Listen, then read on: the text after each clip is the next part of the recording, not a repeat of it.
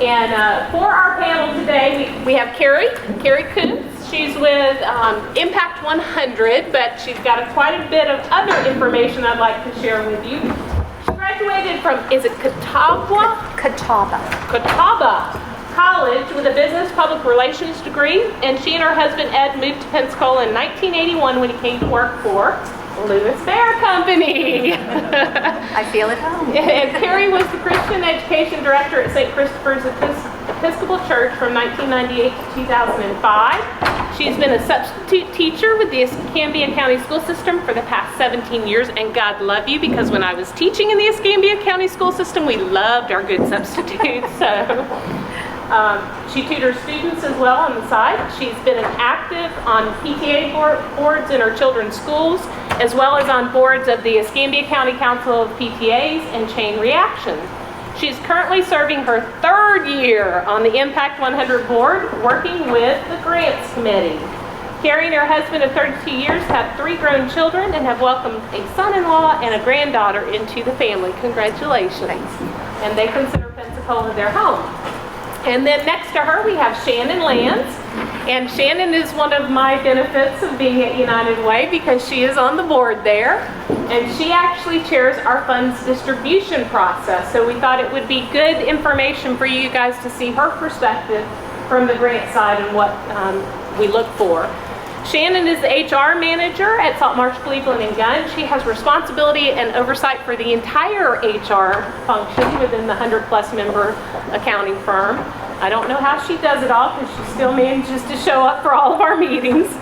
She's also on the executive committee of the HR Florida State Council and serves as the funds distribution chair, like I said, of the board of directors for United Way of Escambia County. She's been a practitioner of HR for well over 15 years and focuses on recruiting, benefits, and employee relations. She's been a member of the local SHRM chapter, the Greater Pensacola chapter, and a member of SHRM National since 1995. Within her local chapter, she served on a leadership role for 10 years. She's a senior professional HR manager and also a certified management accountant, earning her accounting degree and MBA at the University of West Florida. So she does quite a bit of those various talent duties on the United Way board, and gets asked lots of questions, not just about funds distribution, but about HR and many other things as well. And then we have Renee Miller. And Renee is a local professional graduating with honors from both now PSC, it was PJC at the time, and the University of West Florida. Her career includes a long-term position as an accountant with the Kerrigan Law Firm, as well as being co-owner with her husband of 31 years in a solutions management firm that helps small business entrepreneurs best meet their facilities construction, financial record keeping, and file management needs. She's experienced in a variety of industries and has worked with operating budgets, risk management, and HR issues. Renee is most highly regarded for her practical business to tax interpretation skills. So, we talked about being across on various boards and various functions and having talents, and do you want those people on your board because they're so engaged in so many other things? And I said you'd see this continuing theme as we went throughout the day. This is your proof of it, your 3rd panel, and they all have various duties and job responsibilities, but also community responsibilities that they serve on various organizations. Also, Renee is active in Impact 100, and I believe she's helped out with some of the Kerrigan funding requests over the years. So all of these folks have experience in being asked for money from our organizations. So with that, I've kind of led them up with the questions that you see on the screen, and we'll do like we did with the first panel and ask for their input and advice and expertise, and then give you the opportunity as well to throw any questions at them that you come up with. So, who would like to start with how important is board involvement to a donor? Okay, Carrie says, no problem, I'll jump in. That's right, the teacher in me says, go for it and start talking. Board involvement's very important. We look at it very critically. Not only do we want to know the names and where they live, because we think that has a very distinct importance to the fact that they're involved. If you see a lot of people that are scattered all over that are strictly just there to make a vote periodically, that doesn't show the kind of strong involvement. We want to know that they're there. We want to know what their position is. We want to know that they are involved enough, because this money that we're going to, or chance be giving to this nonprofit, we want to know that they have strong leadership. We want to know that they're involved, and we want to know that that strong leadership often shows that there's a strong base and a good sustainability with the nonprofit. Renee, you want to add to that? I will. As a donor, it's important to folks that I work with, and even for myself, that the board is active in terms of giving themselves, and active in terms of involvement in the organizations that you guys are doing. It's really it's tough to communicate that sometimes to the donor, because you don't have a very big window of opportunity. But it's more than just being on the board, going to a meeting. It's, do they really love the organization that they're on the board? To me, it's kind of like a family, when they all get together, do they really love what they're doing and why they're doing it? Some are going to be better on boards, somebody's going to be better at asking about something. Somebody's going to be better about doing the accounting work. Somebody's going to be better about the legal side. But in general, they have all got to love the group and love the program. It kind of echoes Delney earlier today was saying that passion was incredibly important in the board member, but you're saying passion at the next level, passion with an understanding of the mission and what the organization is doing. So, Shannon, what would you say? I can kind of talk about it from a couple perspectives. These two ladies were exactly right, but I think the importance of board involvement to a donor kind of depends on who your donor audience is. I mean, obviously, your single donations, people like that the importance may not be there. They've got a passion for the organization. They may not know a whole lot about the board, but for the larger donations that you're looking for, AKA if you're applying for funds from United Way, if you're applying for a grant through Impact 100, these people definitely want to see your board being involved. They want to know that you've got board members who are not just there to sit on the board, but you've got board members who are there to be engaged in what your agency is doing and know what your agency is doing. Somebody that a donor could walk up to and ask a question of regarding that agency, and the board member not say, let me find that out and I'll get back to you. They know the answers. So I think it's very important that you have people who, the donors, the people who are giving money to your agency want to know that you've got a board that's engaged and that truly cares about that agency. And I think in one way or another it'll come out, just depending on the circumstances. So I think it's extremely important. So, that's the big dollars. You're wanting the big dollars, more than just showing up to make the vote, more than just showing up for the meeting.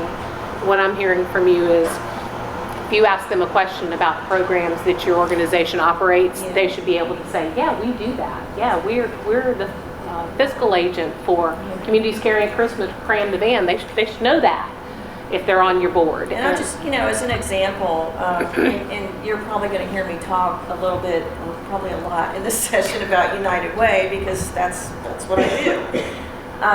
And I've been doing funds distribution for 9, 10, 20 years. I don't know how long it's been, but, so I have sat on both sides of the table. I've sat at this side of the table with United Way. Majority of my time, I sat on the other side of the table where I was a donor. And I was, and one of the things that definitely is critical when agencies are looking for funding from United Way, is that donor relationship, or excuse me, the board relationship. And, I'll just give you a prime example. I hear this year after year after year on funds distribution. Agencies coming, requesting funding from United Way, doing their oral presentation, whatever, and the panel asking, where's your board member? Why didn't a board member come to the presentation? Just to show that there's that caring, that connection. So it's extremely important. On a kind of a different note, but not really, maybe more specific, how important is a board member in the actual ask of the donor or the funding organization? Is it more successful if a board member is doing that ask, or is it more successful if you have a staff member doing it? Well, I Can it know make a difference? with impact, it is not, we don't look so much at the person doing the asking, because we realize that there are so many different sizes of nonprofits. Some nonprofits, the people are wearing all the hats, and the person that is running the organization is also writing the grant, is also running the fundraisers and doing all these things, and that's fine. We also know that there are ones that have professional grant writers that come in and handle it. It's more important to us that we see, and we do encourage that the board be very involved in what is going on with the grant itself. We highly recommend that you gather your board together and say, we want you to help us build this grant, because there's depth, and the more people working on it, the better that grant works, and it's important that they know what you're asking for. But the actual ask of a board member, we are more interested in the final grant than who did the asking. I think if we just look at ourselves, everybody in this room is a donor. You wouldn't be participating in United Way or in organizations that you're in, or here on stage, if you weren't a donor. So we're donors. So the good news to me is, if we're talking about asking donors, you're already way over the curve. We're not talking about asking for funds from somebody who's not a donor. If you're not a giver, don't even consider them. They're not even donors. By definition, a donor is already ready to give. So that's the good news. The next question that I might ask is, how many of us would ever give to something that we were never asked to give to? Would I have shown up for this panel if I'd never been asked to show up? Would I give to United Way if I was never asked to give? So I think the answer is, we do give to what we're asked for. So we've already pumped two hurdles that really are we ask donors, we have to ask, and then now, is it good for the board to ask? And I think, unfortunately, that people give money to people. So if you know someone, that ask is always going to be better than someone who maybe doesn't know you personally. And from a staff standpoint versus a director standpoint, I do think, unfortunately, there's always the sense from a donor that if the staff is asking, they sort of have to. It's part of their job responsibility. It's in their description, and the boards may or may not sometimes feel like that. I don't really have to do that. I have all these legal responsibilities to deal with, or other things. But the board shouldn't feel that way. The board should feel like they can ask, and they should ask. And that's the only way to get a response, is to ask. So I do think it's important that the board be available and willing to do that. So different situations, but people give to people. That you hear that again and again. It just depends on how they're involved. I do like you mentioning that we're all donors, and so, and I've heard the staff perspective versus the board perspective too. Organizationally, sometimes with grants, it's a little different because you got to have your staff doing a lot of the fact gathering, but having board members involved in knowing what the ask is incredibly important from what I've seen. Anything you want to add to that piece, Shannon? Or? I think really the only thing that I'd like to add to that is, depending on who you're asking for donations for, board members are coming from it as, you know, I'm not asking you because I work for the organization and I'm paid to ask you for money. I'm asking you because I'm a non-paid volunteer for this organization and it's my passion. And especially, you know, board members can be so outreaching in the community. You know, these people out in the community may not have a clue about your organization, may not know anybody that works within your organization, but they know you, whether it be through a business relationship, a personal relationship, they know you,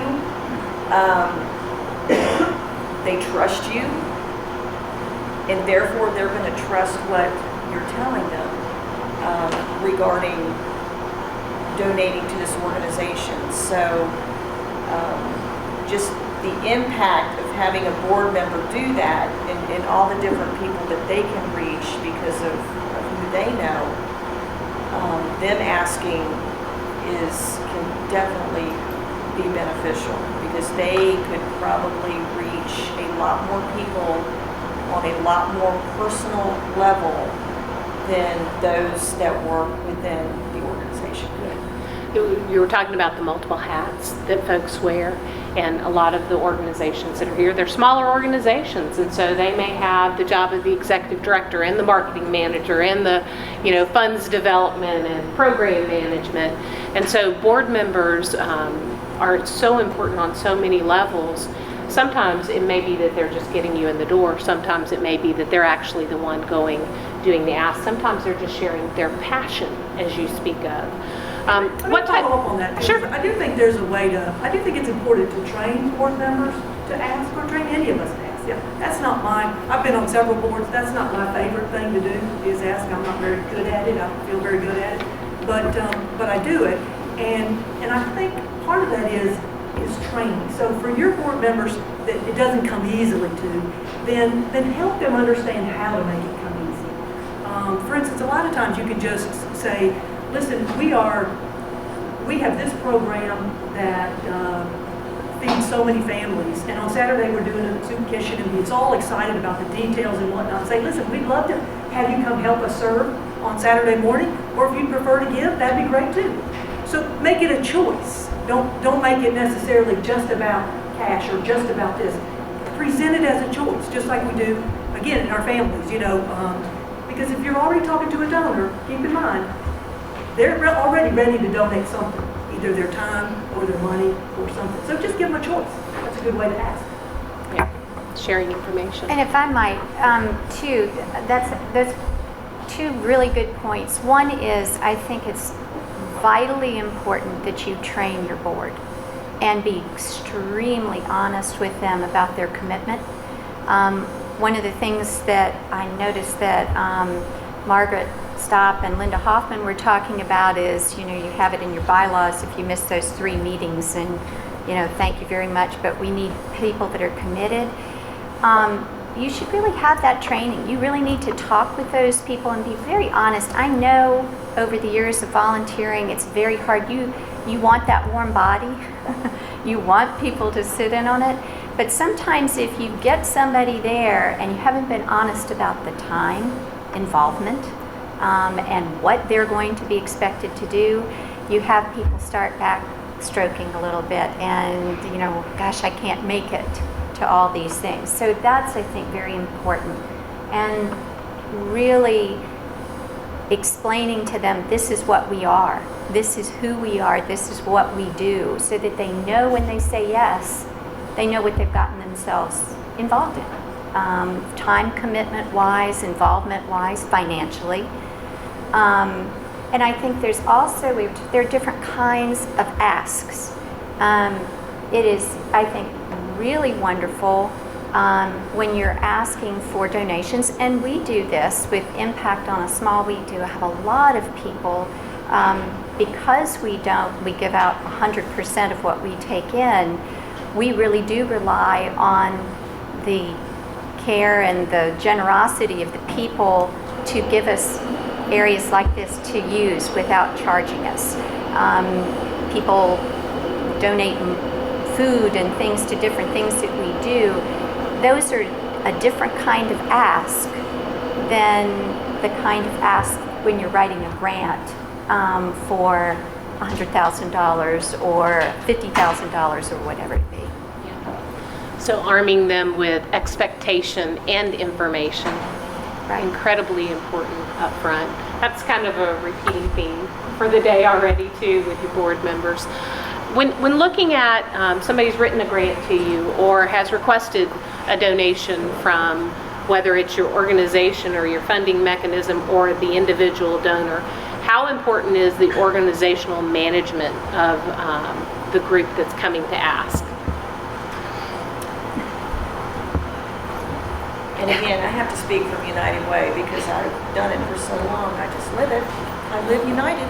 Yes, you do. I do. We're grateful for that.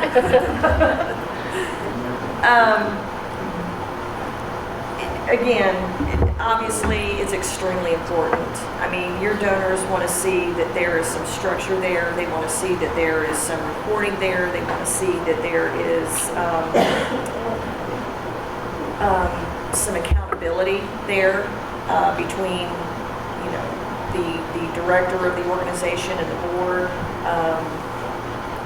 And I think it's very important that you show that somehow, you know, whether it be through your written grant, whether it be through a presentation, something like that. But I think that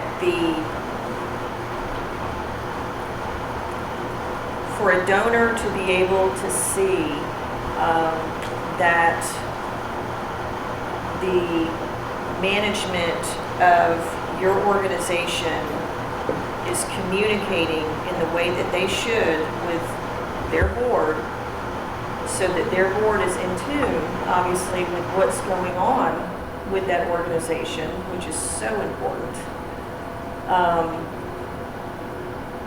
You've got to have that strong relationship, and those you know, if you want to call it management controls or checks and balances, or you know, what have you. So I think it's definitely important.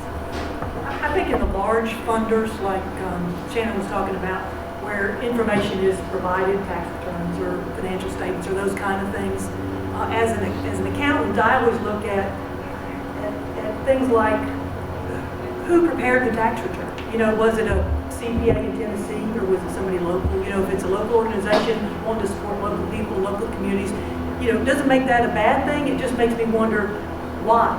You know, is it somebody in Tennessee? You know, sometimes people, small organizations, it might be the wife of, you know, one of the board members, or it might be the, you know, it might be the firm, you know, a local firm that's connected somehow. Sometimes it might be separate. I just think that maybe as organizations, you should be aware that donors look at that, you know, and it's hard to know just how they're evaluating it, but it's part of the total package, and the package has to say we are structurally sound and well managed. And touching on that, not only looking at the transparency of your board, but also looking, I have seen over the years, you know, sometimes when you're starting up a fledgling nonprofit, you bring in the people that you are closest to and most comfortable with, and sometimes that's family members. But to donors, sometimes that close family tree on a board can look very closed in, like, what are they hiding? They don't want other people outside of the family to see these things. So a broad base for your board is really important. Variety of backgrounds, total transparency, and making sure that those financials, I know with Impact that we like to see them audited. When we see those balance sheets and those 990s, all those things coming in, we like to see that is very clear, very organized, something that, because these, in our case, it's going out to committees of women who maybe that's not their background. They are not necessarily looking at just the financials. Their background isn't the financials. So the clearer that you can make that, so that the average person looking at it says, this makes sense to me. I can see money coming in. I can see money going out. I can see these things going on. To the average lay person is extremely important. So I'm hearing again and again awareness that the donor is paying attention to the particulars of that organizational structure, but also to the document itself. I think when Tom was talking about the 990 last section, he talked about it's a marketing tool too, but I hadn't even considered, like Renee had said, with they're going to look at where your audit is being done, you know, if it's out of town. But that's good for all of us to hear, because we need to be aware of that, so that if that question, so we answer the question before it comes up, and resolve that issue beforehand. You've kind of covered on it a little bit, but what would you guys consider to be the ideal of how engaged a board should be in the nonprofit, or a board member should be? And how important is that? I think each organization has to answer that question themselves. You know, I think you're hearing us communicate that the board. It's important that the board is more than just a name on the letter, that they are engaged. But each organization is going to have different things that they're doing, different structure, different meeting times. You know, all those things. So, truly like a family, everybody's got to be on the same mindset. They've got to know what's going on, and they've got to be willing to step in wherever someone else is needed. But that's going to look different in different organizations.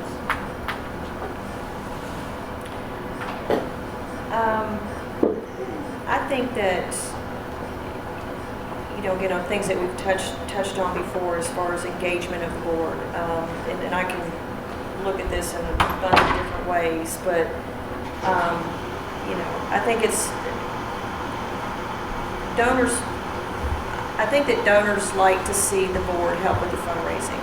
Okay, that whether it be small, you know, but just kind of have their finger on the pulse a little bit with the fundraising. Be engaged to that extent. Whatever donors can see from your board members, to where your board members are out there supporting your organization, doing whatever they can to get support from the community, from your organization, whether it be reaching out to people that they know, things of that nature is I think very important as well. You know, I think that, you know, from me being a member on a board for several agencies, you know, board members, first and foremost, are unpaid volunteers for your organization. You know, they are certainly people that have a life outside of their board involvement, like all of you do with your organizations. So I think it's important for organizations to realize that of their board members. I mean, you're not going to get a board that's going to be 100% engaged in what you're doing all the time. If you do find a board like that, let me know. But at least, you know, the donors that are out there, just again, they don't want to see just a board that's a name on a letterhead. You know, I mean, and that's about the extent that they serve on the board. They want to see people who are out there doing things for you, whether it be talking to people about you, or, you know, if your name just happens to come up in a conversation that has nothing to do with your agency, you know, the board member can talk about it, and it's just, it's important. I think it's just very important. And it's very hard sometimes because some agencies have very small boards and some agencies have very big boards. And sometimes you don't get a whole lot of involvement out of those big boards, but as much involvement as you can get out of them to where the donors can see that involvement is going to be important. And again, it all ties back to that board member being involved enough in your organization's board to where if somebody on the street asked them a question about your agency, something they heard, a service they heard that you did, you would know the answer. Or excuse me, the board member would know the answer to that. That's how involved they need to be. And I think what the real important thing is to ask yourself that if someone was coming to you personally asking for a donation, you would want to know that the money that you were giving was going to what you intended it to go for, and that you had no qualms whatsoever about opening things up and letting them look at anything you had. That total transparency again ensures the person that's giving that money that it's going to be money well used. I know in our case with Impact, I know there are different types of giving. Nonprofits sometimes write to big corporations and you get a check and they thank you very much, and you come back and write that grant and hopefully you'll get it again in another year or so. But I know in our case, we don't hand over a check for an amount. We want to see where that money is going and that it is going to exactly what the grant was written for. And that transparency, and that I think a board that is very involved is also going to help you stay on that. And I think you need to think of a board as somebody that's supporting you and helping you run the day-to-day and making sure that things stay that way, because you can't do it all yourself.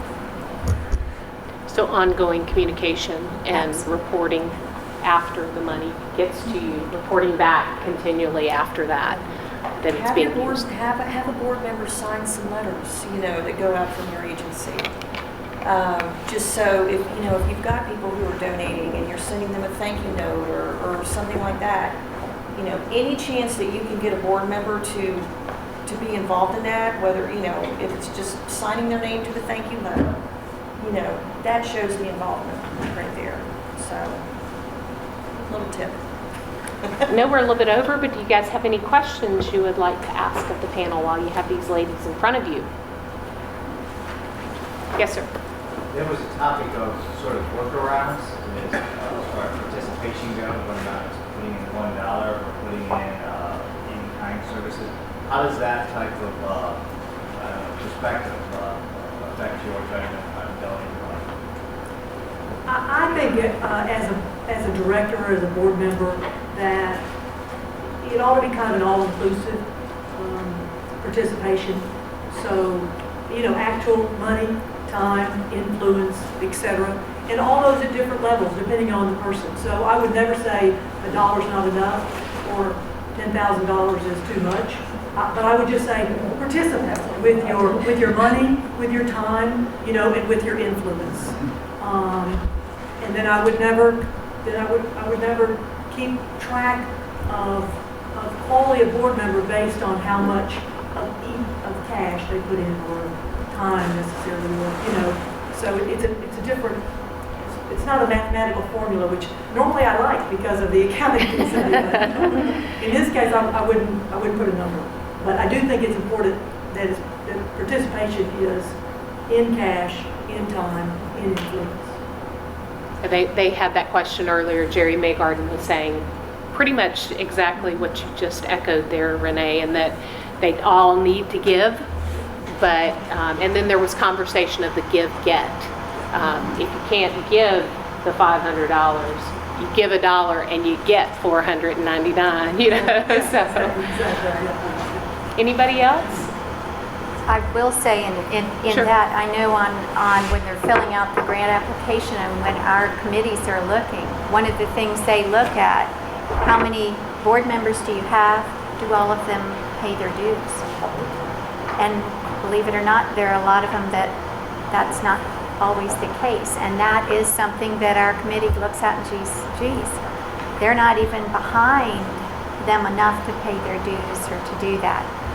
So it's not just about an amount given, it just shows again that passion and that commitment to the organization.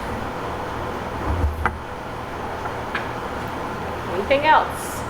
Last chance. You can always email your questions to myself or Melissa, and we really appreciate you ladies for your time. Thank you so much for all you do.